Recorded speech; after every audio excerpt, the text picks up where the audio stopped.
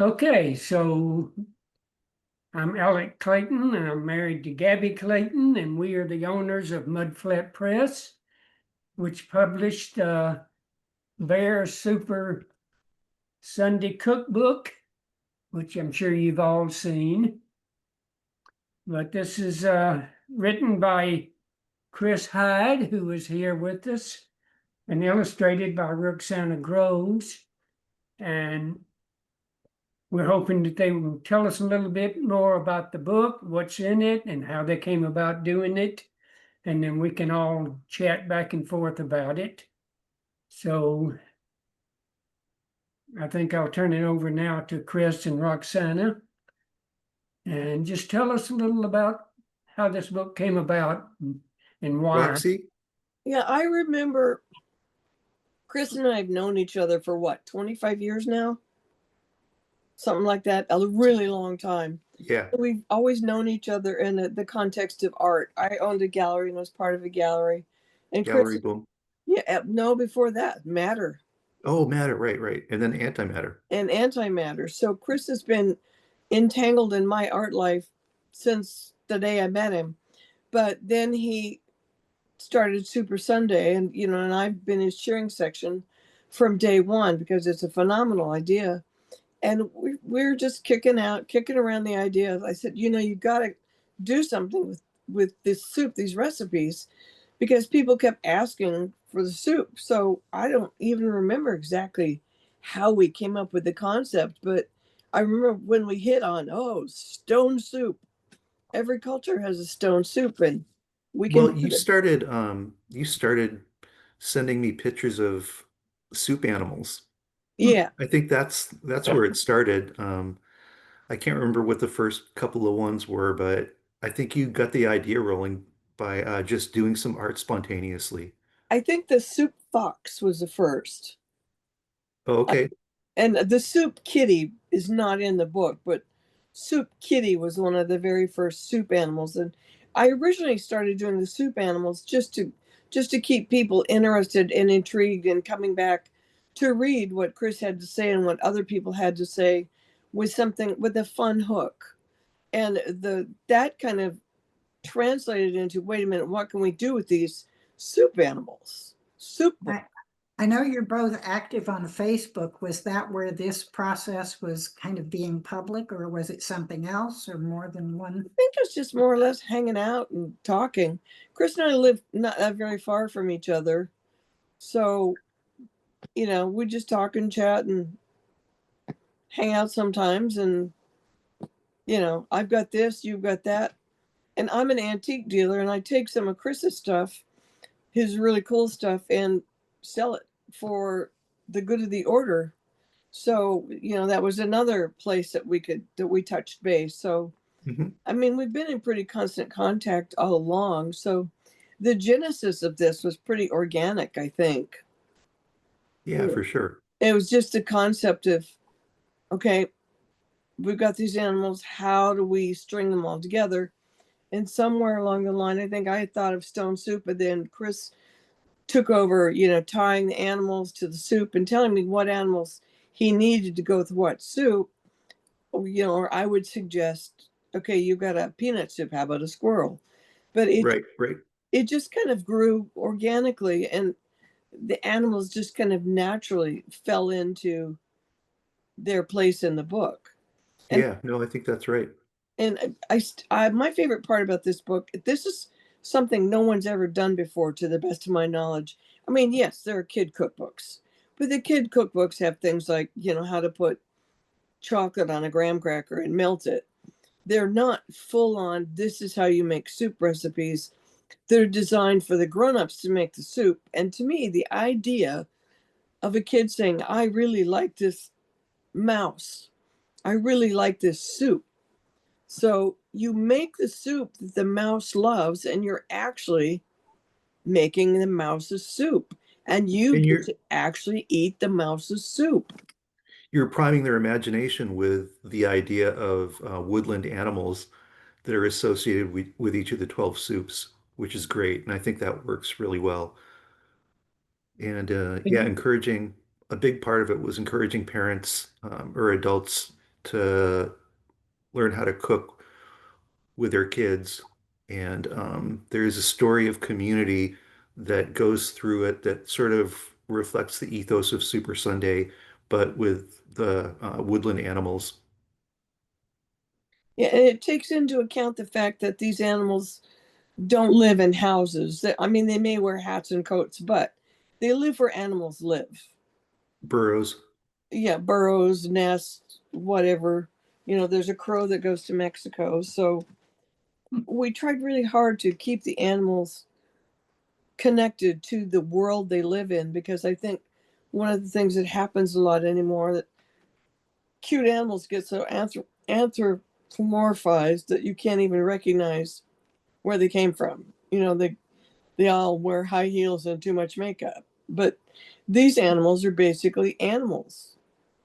And With can you say cute something clothes. about why each animal picks the soup that they did? How did we come up with that? I missed the question. Can you say that again, Alec? Okay, can you talk about how you decided which animal was going to make what soup? Oh, sure. Yeah, I would come up with a recipe for, the easy one is um, the African peanut soup. So squirrels love peanuts, and squirrel, and all the animals are just called by their name. So squirrel with a capital S loves peanuts and had a cousin named African squirrel who sent them a recipe from Africa. So it's African peanut soup. And we just worked with that idea, like our tomato puree. Um, I'm not sure how we Well, and associated that with a mouse specifically. the mouse became a gardener. The mouse Oh, yeah. the mouse became a gardener and grew giant tomatoes. Hmm. Uh-huh. And he brought a giant tomato. You know, any tomato is a giant to a mouse, but he brought the tomato to Super Bear, and Super Bear said, "Let's do tomato soup." In a cute little wheelbarrow. Yeah, Yeah. the one that still cracks me up is the Sicilian pigs. You would think Yeah. that would be bacon soup, right? Jumbo and Luigi. Yeah. Yeah. I And noticed that all of the recipes are vegan and or at least vegetarian. And Chris, you were over here and I mentioned that and you said something like, well, I mean, these are animals story. There's animals recipes. They don't want to eat their friends. And yeah, I just love that. I know there is no way to resolve it being anything other but a vegetarian cookbook. Right. Um, so, Since one of the animals is a chicken, you can't have chicken stock, right? right, right. So yeah, I think and it wouldn't work in a kid's head to be able to make that delineation of irony. So that was a big part of it for me was I'm very ironic and I've got a deep cynical sensibility in me, but having to put myself in the position of complete innocence with this book was very interesting process for me. Um, Having to cast away my, dark sense of humor and really make it for kids and kind of embody my own kid in thinking about it and what I would have liked to see at that age. I'm thinking about Wind in the Willows, which is like a huge book for me when I was a kid, and Stuart Little was another one. Um, I love that idea. I So, wonder if we could get you to, I want to come back to this part and mhm. talk about the cookbook more. Hi, Kathleen. Hi, Kathleen. But I wonder if we could go back to who you are and what kinds of things have you done in your life to bring you to the place where you do this? And included in that, Chris, I want you to talk a little bit more about what Super Sunday is, because Hmm. people watching this may not know what that is at all. So, Okay, well, let me describe Super Sunday. Just in a nutshell, I had a kind of a spiritual download September 10th, 2023, that was this full body, like electrical sensibility, very palpably different than the state I was in when I had it. I'm not a religious person, but it was very definitely, it felt like something that came, from the other side of the veil or whatever. And the idea was to make soup for free for my community and neighbors, and that it would do something to help um, the state of the world. And one of the parts of it was just get started, don't worry about details, don't overthink it, just do it. And and I did, and it really has been the best decision I've made in my life because it's changed my life and affected the life of a lot of people in the community, and really created new communities and sub communities in those communities because everybody's cooking together and everybody's growing food for each other, and um, people are donating various different things, food, gift cards, money to the foundation that I started, which is kind of the umbrella that supports Super Sunday now.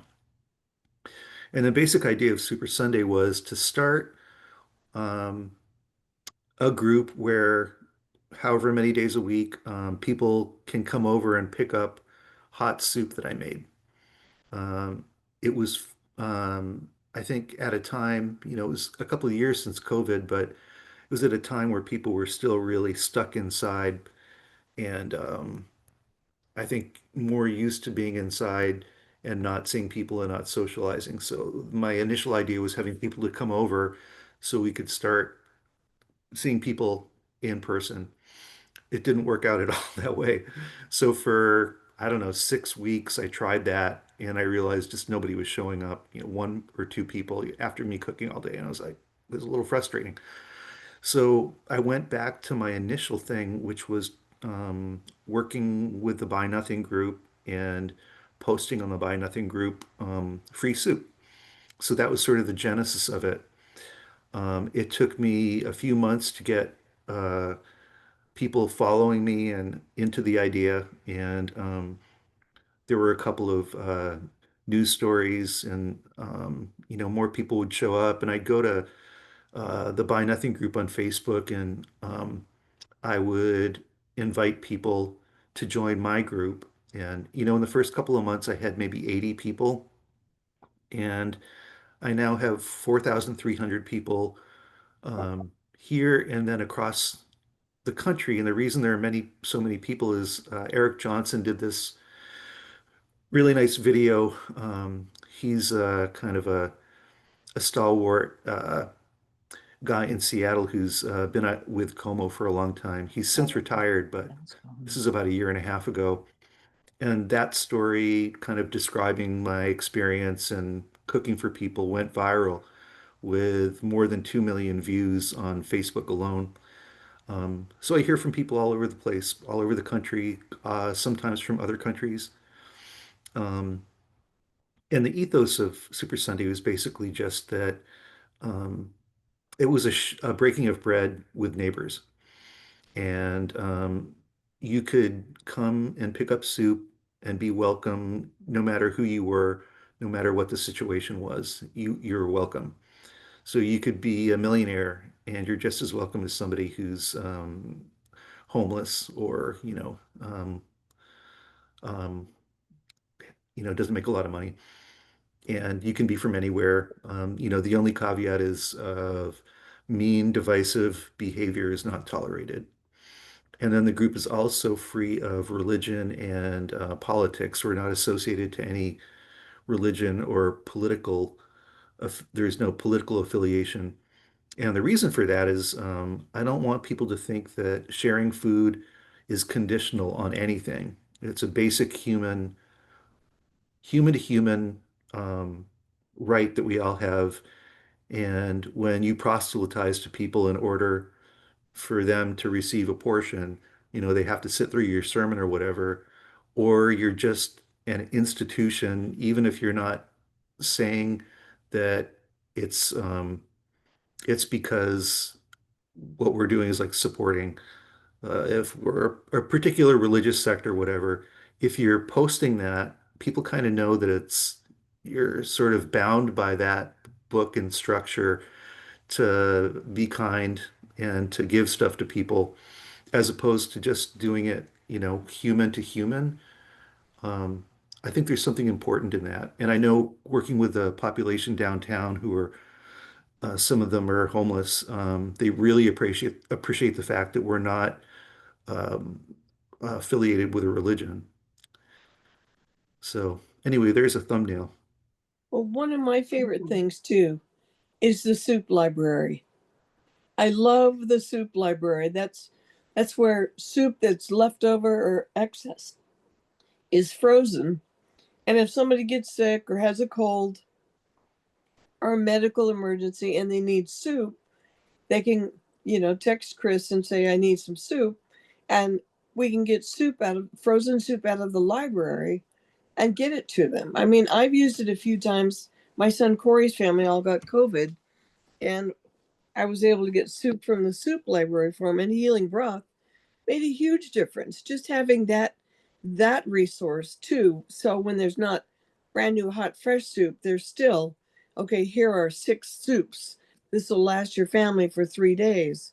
I just love the name soup library. It just amuses the hell out of me. So that I really like.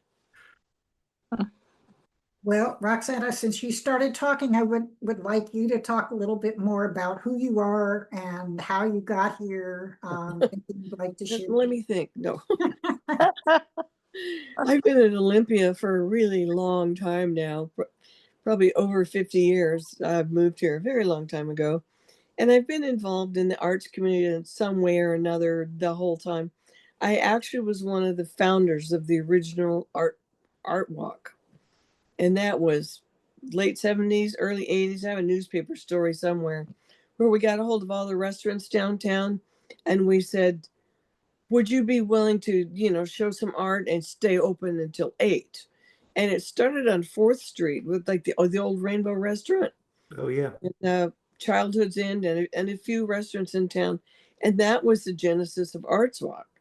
And there was an astonishing group of people that did that. Cappy Thompson, who's now one of the most famous glass workers in the world. Nancy Sigafus, who's now in Canada, was a big mover and shaker. Gosh, I can't even think of everybody who was in there. June Marsh. That's funny. I remember Kathy really well. I knew her back in the 80s, and she did glass, but I had no idea she really made it in the glass world. Cappy Thompson. Yeah, go to Seattle.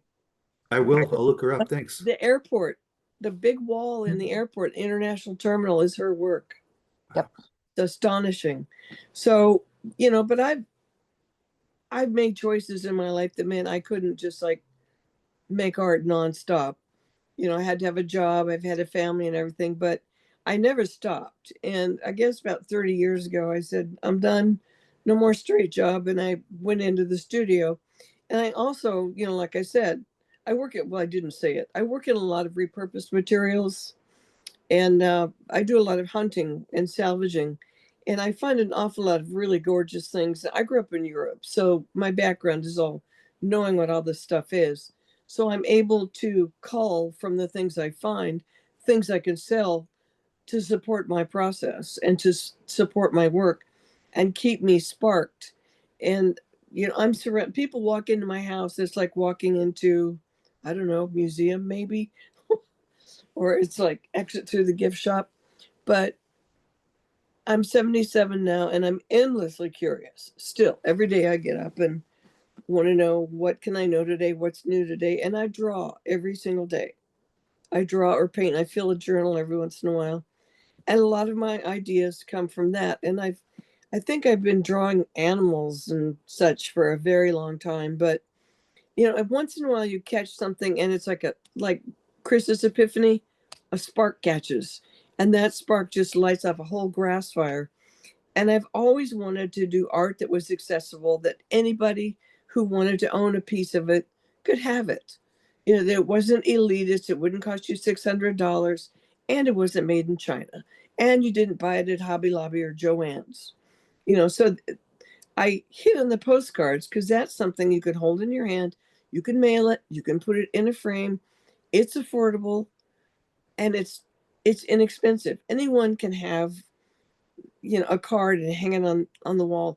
And the other thing is, if you do something that's not super expensive, you can hang it in the bathroom and not worry about, oh my God, what's going to happen to it in 100 years? I don't care. Let's make more now. So, and one animal leads to another. And I actually have been doing some pretty political work lately, but it's it's still got that whimsical sobriquet to it that kind of takes people aback.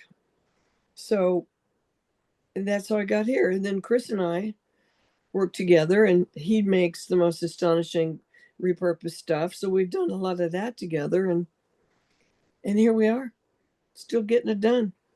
I just wanted to say hi to Kathleen. Welcome. Hi, thank you, Chris. Nice to meet you. May, may I take just 1 minute, not even a Absolutely. minute, to blow off a little steam? I've been trying to log in on every device I have, but as Gabby and Alec know, I seem to have cyberspace poltergeists, and so I wasn't able to do it, and I've been running around from room to room. So finally, and Yeah. don't even ask me how.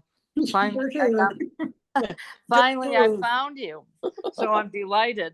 Good. I'd be Appreciate very the upset. persistence. I would be very upset if I didn't find you. I bought several copies of the book, and I'm giving them to friends and sending them off, a number of them, and I think it's, well, actually, I should.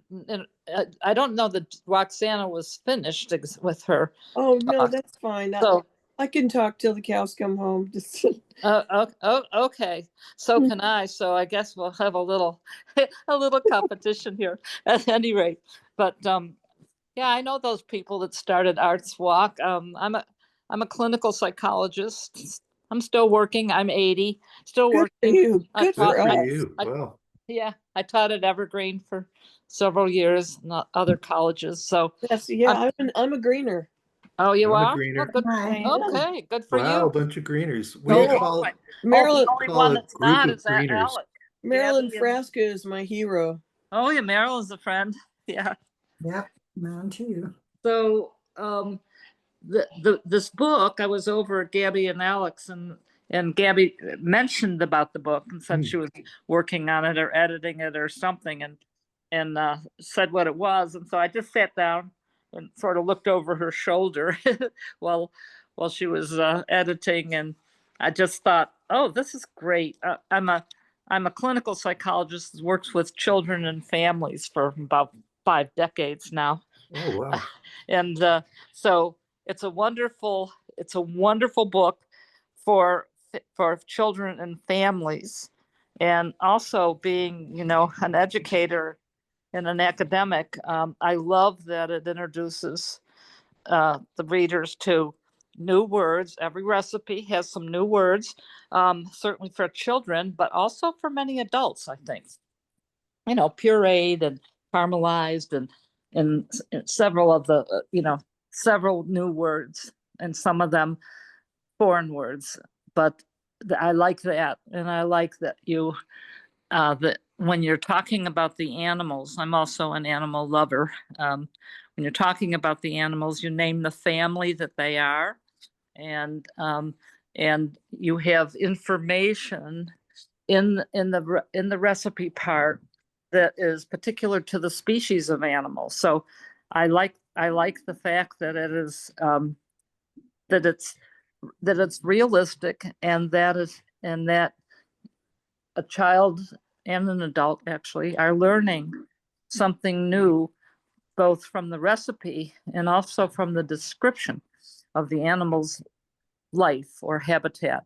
So I can say in the writing of the book that I learned quite a bit as well, because I had to look up a lot of the yeah, like squirrel is from the family Rodentia, right. and Rodentia means to gnaw. Means to what?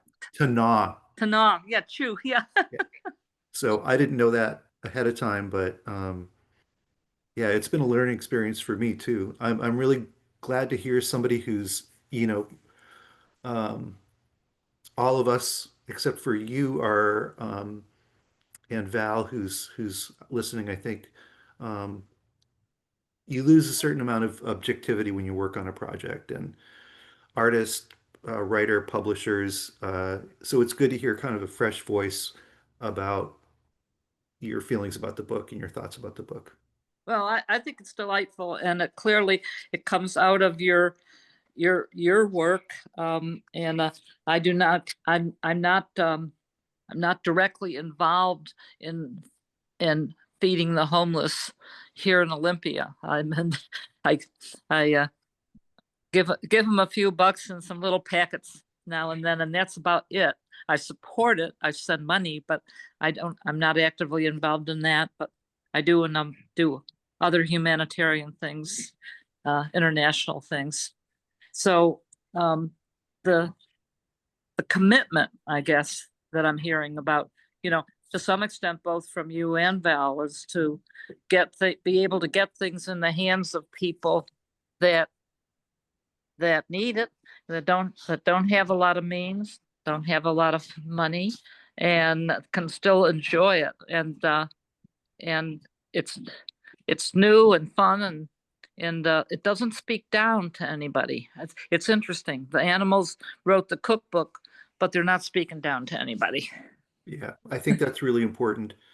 Um, I think our salvation is going to be by recognizing humanity on a level that we are not really acknowledging in common society these days. There's so much division. Humanity is all of us being from the same human family, where there isn't a hierarchical of anything. Everybody's got some value. Nobody's more valuable than anybody else. And just because you're houseless, there's a million different ways that you can get there, and it's not a moral failing. So I think it's really important to make it a human to human contact, which is on the same horizon, the same level, as opposed to ever looking down at anybody. Um, I would hate to feel that way, like I was helping the poor little, whatever, just Yeah. the way that people can really look at people who are different than them and devalue them. Yeah. And that's Well, I'm a Quaker. I'm a non-theist Quaker. But I certainly believe in that. You know, treating each others as equal. I suppose if I was a religious person, I'd say, well, I'm, thank God, or I'm blessed not to be homeless or whatever. For me, it's just there, but for fortune, could be yeah, you there, or but for I, the grace of God go I. could be you or I, and it's like, Yeah. okay, so that's how I view it, and as a result, it's easy to treat uh, people that I don't know that are homeless with kindness. Uh, if I don't know anything about them, I'll just err on the side of generosity till they prove otherwise. Yeah, that's a great way. It's you're leading with compassion that way. Yeah. And people acknowledge it. When I'm downtown and working with that population, um, I feel like they're my people. I feel like I am part of that group for whatever reason. Mhm. And treating them with respect and humanity and not looking down on anybody or pretending I'm more than. Um, Humans in general react much better if you treat them with respect and kindness and lead with compassion. And I've had very few, most of the people down there have been really cool. And you can see that when you start talking to them, they kind of come into themselves a little bit more when you're treating them with respect and, telling them about the food that you made for them and letting them make the choice about what they want. And just one thing, kind of a caveat is I try to make really good quality, even gourmet food if possible for those folks.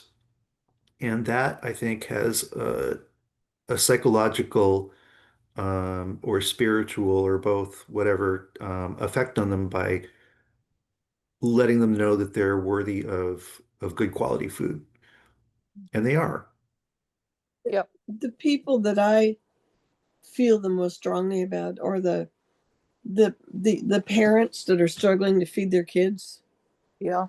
and they're ashamed to ask for help because something's happened to them. So all of a sudden, in this economy, they can't get food and they're going without. And the fact that Souper Sunday just says, here's a box of food. Here's 5 meals for you. To me, that is so critical in the economy we live in, that these moms and dads and single parents can actually get healthy food for their kids. Without judgment. Right. Yeah. And have something they can send in their kids' lunch. Because Yeah. so many kids go lunchless. You know, I don't know how much focus there is in this town on making sure every kid has a good lunch, you know. So to me, that's a really critical part of what you're doing. And I also love the fact that when someone buys this book, they're buying the book with all the recipes and all the fun, but they're also buying food for someone. Yeah. It's a Absolutely. it's a twofer. You get a gift and they get a gift. Yeah. And none of us, Chris and I, didn't take any money for any of this. No, it all goes to the foundation. Every dime over and above printing costs goes right to the foundation. It was like my gift back to Yeah, the world. You know, I'm which I an really artist. I appreciate. don't have tons of money, but I got skills. Yeah, I'll make sure that the people that I gift this book to know that. Yeah, and I'll let them know that. it's important to let them know that with this book you just fed someone. Yeah. You know, Yeah. you fed someone for 2 days. Yep. Yep. Yeah, I think we're gonna put together some support material in printing up some little cards that are gonna go in the books that will be kind of along those lines with contact information. Right. But yeah, I don't I'd think love to people, see that where when you buy this book, this is what Yes. you just bought. yeah, Yeah, that'd be exactly. great. And the other thing, Kathleen, if you're giving those books at Christmas, Yes. one of the things I want to do is take one of the animal postcards and let the person buying the book choose an animal postcard and then write a little note to a child with Okay. the name of that kid on the card. So it's a letter to that child from that animal to go with the book. Great idea. So they Yep, can Sounds good. they can choose the animal they want and get a letter from that animal. And Roxanne does have cards for every single animal in the cookbook. Okay. Yeah, And and they're more. beautifully printed too. The colors are great. Yeah, Yeah, no, the illustrations are delightful thank you. and very appropriate with the recipe. So it was a good collaboration between the two of you. It's a very, I think, a very successful one. So Yeah. Oh, Now we thank just you. need to sell 1,000,000 cookbooks. Yeah. I told Gabby and Alec, this is a winner. We need a little time, and it's gonna get out there. Yeah. And I think Well, I'll tell you, this is sort of a Go ahead. timely comment. Yesterday, I reached out. I had somebody who volunteered to kind of start promoting the book, and they had some life issues that came into play, and they couldn't do it. So I put word out yesterday, and I've got 5 different people now in a Facebook chat group, and we're going to come up with a plan for promotion. And it's all grassroots because I'm not going to sell it on Amazon yeah. for a lot of Okay. reasons, but one of the reasons is they take everything, so you make like $2 on a book, that kind of thing. They take a huge cut of it. No, the way you're doing it can work pretty well. Yeah. Oh, there we have somebody that wasn't in the Oh, cookbook. hi Maggie. My secretary just showed up. Yes, I Hi see. Meg. Who's a good dog? Well, I'd like to join that Facebook group. Oh, okay. Yeah, I'll invite you I'll in. be happy. Kathleen doesn't do much on Facebook, so. It's- I don't, but I'd like to do But- that. I'd like to promote it. I'll make a When- note. Okay. When Roxanne. What's your last name, Kathleen? It's O'Shaughnessy. I have Apostrophe. contact information. Oh, Oh, okay. okay. He has it. He'll give it to him. I Okay. will. He's Okay. actually here in my office because. right. Okay. When Chris and Roxana approached us about helping them with the book, we told them, yeah, we can do that. And that we don't publish, a lot of what we help people with, we don't publish under the Mud Flat Press imprint. Right. And they accepted that, and they just wanted to get the book out. And then Alec and I started working with you guys and with the book and the illustrations and the stories. And we just kind of looked at each other and went, oh yeah, okay, we're gonna ask. Yeah. And we asked them if they would like it to be under the mud flat press. Mhm. Of And they were course. happy to do that, which is great because we feel really good about helping have it. It gives it some different kinds of legitimacy that you can say it's not just self-published, it's Yeah. published by a local publishing Right. house, local press. Yeah. And then working with you both, I remember when we were getting close to finished, and I told Chris, we need something for the back cover. You don't have any content on the back cover yet. And he said, well, what do you think? And I said, well, a lot of the time people let readers check the book out and then write a little quote, something they can quote, like a little review on the back, so that people will see what other people think. Right.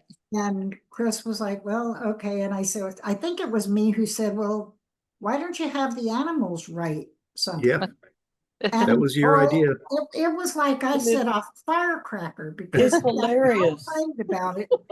And the three quotes that we have on the back of the book with an illustration, I know people will just be so charmed by that because it just fits with just so much integrity with the content is. Yeah, So- and there is kind of a a low level of humor that runs through the book. Oh, yeah. Absolutely. Yeah, just the various different, through the illustrations are whimsical and just beautiful. And then in the story, I try to make it, a little bit funny, kind of like more of an old school Wind in the Willows kind of a humor, or Winnie the Pooh, there's sort of like an edge of humor to that. It's gentle. Yeah. Yeah, so Yeah, I think it's appropriate. I think it's as appropriate for adults as it is for kids to use Heck yeah. with adults. yeah, that was the line I tried to draw. Gabby, I need you to write me some more animal reviews so I can do pictures. I didn't write them. Chris did. Okay, we need more animal reviews so I can Okay, start publishing an animal review with a picture of an animal and just run them on a regular basis. I can totally do that. Yeah, send me some animal reviews. So we'll just that's one way to keep it out there, and Yeah. they're funny. Mhm. Right. Do they have to be mammals? Can they be amphibians? They It could be an amphibian. In fact, we've got a snake as one of the animals. You've got a chicken. I don't think chicken's not a Maggie, mammal. it's another dog. I'm thinking of I'm thinking of toads and frogs. Oh yeah, So they might have Yep. something to say. absolutely. Yeah, one of my favorite postcards is a frog. Okay. Well, Yeah, we don't discriminate okay. against any animal. We don't care if you're green. Yeah, Okay. All right. I might write one or two. yeah, please do. Yeah, I mean, if the more the merrier. I mean, I think that would be fabulous to, just have like reviews of Souper Right. Sunday, by Right. woodland creatures. Yeah. Great idea. And then you're gonna wind up having to do another book Maybe. Yeah, of bread or desserts or something. Who knows? yeah. So Chris, you've mentioned that you have a foundation, but you haven't said what it's called. Okay, so I'm noticing I've got 14%. When somebody gave me this computer, they said the battery didn't last for a long time. So just to give you a heads up, I might cut out in 10 minutes or something. But yeah, so as I was saying before, the ethos of Super Sunday was for anybody, and it was about creating community and bringing people back together. But in the process of doing that, I heard a story repeated again and again and again. And it was people who were working full time, making 23 to 25 bucks an hour, and without any extra bills, just normal bills. They were food insecure the first week of every month because because of the expense of apartments and insurance and cars and food. Um, so they also can't get any government help because they exceed the maximum for what SNAP benefits you can get. So there's a very definitive crack. And as I discovered that and talked to people at the food bank, for example, they take, they do real studies there. And they said that it's the fastest growing population of food insecure people in the country, and certainly in the Olympia area, Thurston County, Washington State. So what do you do with that group of people who are hardworking and still not being able to eat at the beginning of the month? And so you also can't take time off of work and spend 2 hours in a line to get to the food bank. Um, so that was the inspiration of starting the Food Source Foundation, which is a registered nonprofit 501(c)(3) corporation. And it's the umbrella group now that is funding Super Sunday when they need it. Most of Super Sunday, people either use their own funds or people will donate food to them to make. And we're all connected. So if one of the groups gets a 50-pound bag of onions, then they can share onions with two or three other groups. And we're always kind of sharing that. But I wanted to have a means of supporting people in the country or in the greater Olympia area who are food insecure and working full time. It's not the only thing we do, but it's kind of the thing that we need to shine a light on because a lot of people don't know about it. Yeah, isn't that an unbelievably shameful thing that you can It have, is shameful. that we can have people working for, a minimum wage job, sometimes even two people working with a couple of kids, and they still can't do it with what's Yeah. going on with rents and other things. That's kind of what I was referring to with the parents without enough money to feed their kids. Yeah, To me, that's a gaping hole, and it's not going to get any better. No. yeah, And it doesn't speak well to our society in general. They should either be getting paid enough to get food, or food right. should be affordable enough, or they should be able to Have get help. some assistance from somewhere because we've Yeah, got so much, we're such a wealthy country, yeah, but the wealth has gone to the top, and we all know that that's something that's happening right now. Yep. yeah, yep. Well, we're almost out of time, and I want to see if Val, who could put a question in the chat or a Oh comment, yeah. Hey Kathleen Val. has anything else she wants to ask or to say before we get you guys to say your last whatever. I don't I want. can just tell you a little bit about Val. She's really been supportive from the very beginning, and she's saying hi.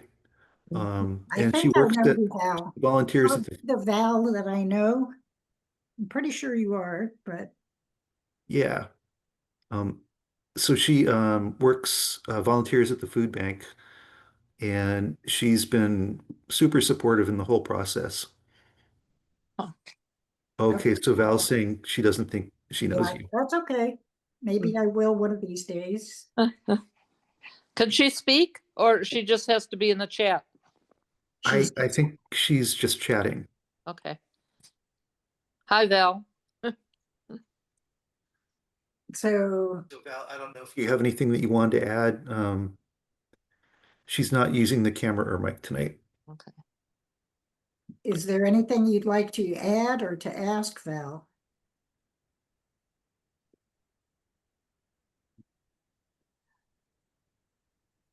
Oh, Getting so back to the food bank had some tomorrow. a surgery and some physical problems. And she hasn't been at the food bank for several weeks, but she's going back tomorrow for the first time, which is really exciting. That's great. Okay. And she says, we'll keep you posted. Anything, Kathleen, you want to add before I let these guys have their last say for this? No, I'm glad I could finally connect with you. I can say, if you want to connect with us, you can go to Facebook, and we're predominantly on Facebook now. working on some other things. We do have a website called foodfoundation.org. And then there's a Super Sunday website that's supersundayOlympia.com. And you can get connected to everything there. You can also go to Facebook and look up Super Sunday, which is Right. SOUPER Sunday dash free food for everyone. And that's the main page. But you'll see there that there are several Super Sunday groups. So we have currently 12 groups in 3 states, and soon we're going to add Alaska to that. So it'll be 13 groups in 4 states. I That's see great. that. I'll have Gabby. Gabby will give me all that information. She's my cyberspace therapist. Oh, good. And Okay. Val says, one thing I love about the downtown distribution is having folks come back and say how delicious the food was. And that happens a lot. So people are really appreciative of us just showing up like in the pouring rain on Monday. This- the first time I tried out my canopy, and they were like, "Man, we can't believe you came down in this weather," but we're committed to doing it. Yeah, that's great. The other thing I like about the recipes is that the ingredients are, most of them are inexpensive and readily accessible, and a number of them are Yes. already in people's homes. Yep, that was by plan. Yeah. And Val finally says, and folks are amazed that people are cooking food for them. Mhm. And I think that's part of it again, is just, I'll do anything to make their day better. They have a hard time out there. And if I can cook for them and keep them hydrated, um, I will do that. And that's going to go a long way to making them, to mitigate, probably a sense of shame that some people have, just from, being homeless and not having a lot of money. So they really do appreciate it, I think. Sure they do. One thing I know that you're doing right now, Chris, is that you're raising some money for a van, and you're part way there, and I hope that you'll get that soon, so that'll help you with what the work that you're doing downtown and all over. Yeah, that'll be huge. When we started doing it, we were doing food donation from my front porch.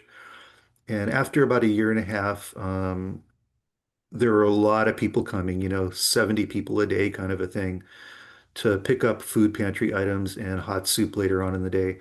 And my neighbors have been really patient, but in talking to them, they were kind of like, yeah, we don't love the amount of traffic. So I took August off and decided during that time that it would make more sense to pick a spot and outside of my house and do a location. So what I'm doing now, I just started getting back at it. Fridays at Bigelow Park from 5 to 7. My van is going to be there, and that may change as the weather changes. If we can find a covered spot, that would be great. But for now, if you need food, you can come, and you don't have to be low on income. It's the whole gamut of people who are making choices between, maybe the amount of food that they have, they have to choose between gas and a meal for their kids, that kind of thing. They're making those choices. And I don't even really think about people working full time as being low income. It's more like um, they're being exploited, I think, on a certain level with just the high prices for everything.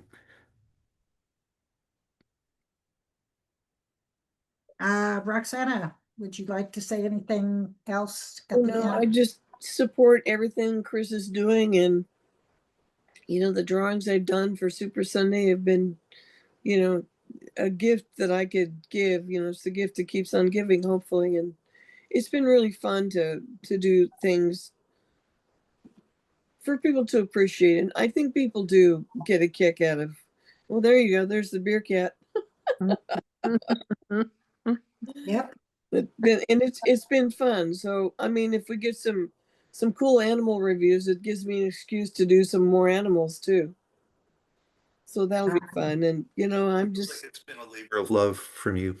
Yeah, Yeah. very much so. So, and if anybody wants postcards, you can find all my postcards at Lighthouse Antique Mall, 3700 Martin Way, Northeast.